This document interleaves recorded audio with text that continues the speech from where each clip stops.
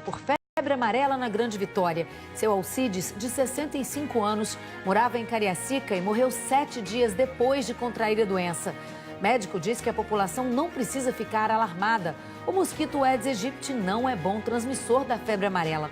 Veja também, começa a retirada da pedra que caiu em cima dos trilhos em Cobide Baixo, Vila Velha.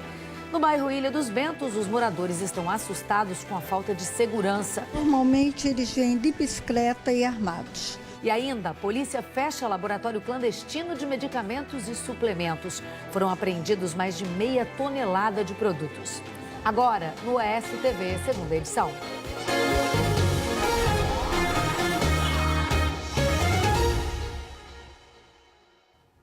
Um aposentado que não se vacinou por falta de laudo médico é a primeira morte por febre amarela registrada na Grande Vitória. Ele foi picado na zona rural de Cariacica. Alcides da Silva Pena, de 65 anos, era bem ativo. O filho afirma que o pai tinha a saúde muito boa. Ele trabalhava, ele fazia seu serviço extra, né, que ele vendia a carne seca dele, uma carnezinha dele. Muito ativo, muito inteirão, velho. Rodava tudo, andava de bicicleta.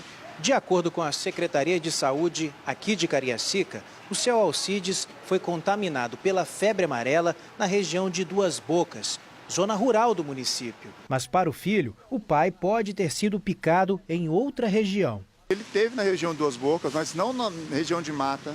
Ele teve na região populosa, ele foi vender a carne seca dele, ele passou por lá. Entendeu? Na Roda d'Água, ele teve em Roda d'Água, ele teve em Boqueirão, mas ele não adentrou dentro de mata. Agora, tem que avaliar a questão de quando que ele teve lá e quando que ele pegou a vacina, porque ele estava em Cariacica e ele começou a passar muito mal na terça-feira.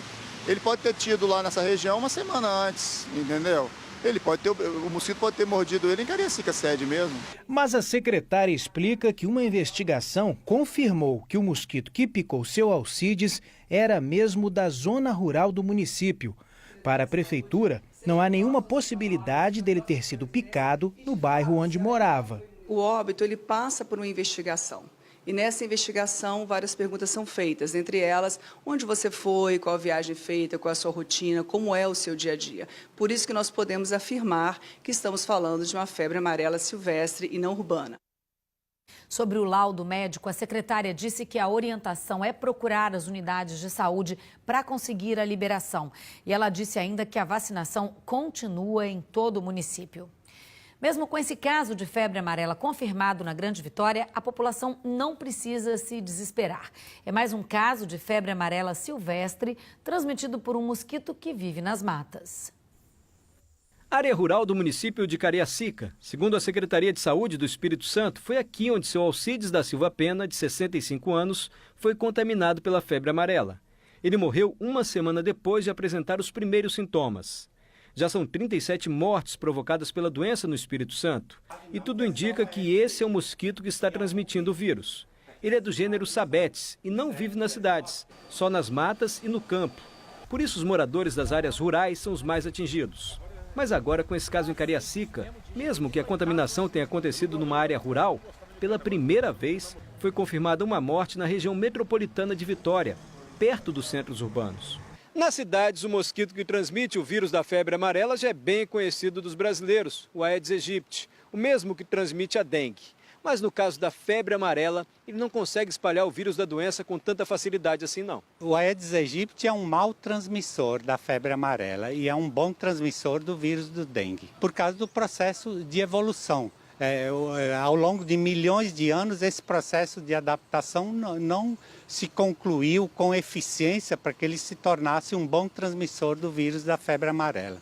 Como a Aedes não é tão eficiente assim para transmitir a febre amarela, o médico diz que seria preciso um número pelo menos 3 vezes maior de mosquitos Aedes para que o surto da febre se espalhe nas cidades brasileiras. E com a vacinação, o risco da febre amarela urbana é ainda menor. No Espírito Santo, mais de 70% das pessoas já tomaram vacina. A Secretaria Estadual de Saúde também confirmou uma morte por febre amarela em Vargem Alta. Até então, o município só tinha registrado 2 notificações da doença. Segundo a Secretaria Estadual de Saúde, as notificações de casos suspeitos de febre amarela estão caindo. Até ontem, foram 281 casos notificados no estado. 120 foram confirmados e 40 pacientes morreram. 73% da população alvo do estado já está vacinada contra a doença. E choveu forte hoje pela manhã em São Mateus. Nossos parceiros mandaram vídeos. Vamos ver. O alagamento foi na rua São José, no bairro São Pedro, em São Mateus. A forte chuva começou por volta das 9h30 da manhã, durou aproximadamente 20 minutos. A água inundou a rua e invadiu 3 casas. Os vizinhos ajudaram a abrir a tampa do bueiro para escoar a água. Por sorte, os moradores não tiveram nenhum prejuízo com móveis ou danos nas casas. O André Calimã também mandou vídeo do momento que a chuva caiu forte em São Mateus. Olha, hoje o Incapera emitiu um alerta para chuva no norte do estado. Pode voltar a chover forte hoje à noite, com rajadas de vento e trovoadas. E o tempo deve ser nublado e chuvoso durante toda essa semana aqui na Grande Vitória também. Para amanhã está prevista chuva pela manhã, durante a noite e ventos fortes no litoral. Mínima de 21 e máxima de 30 graus. Veja a seguir, polícia fecha laboratório clandestino e apreende mais de meia tonelada de medicamentos e suplementos. E veja também, moradores de Ilha dos Bentos, em Vila Velha, estão assustados com a violência. Ao vivo, imagens da Avenida Norte-Sul, saindo ali de Jardim Camburi, indo para a Serra, com trânsito intenso para quem segue lá para a região norte da Grande Vitória. Agora são 7h18, a gente já volta. Hoje, depois do Jornal Nacional. Se vocês querem salvar a vida da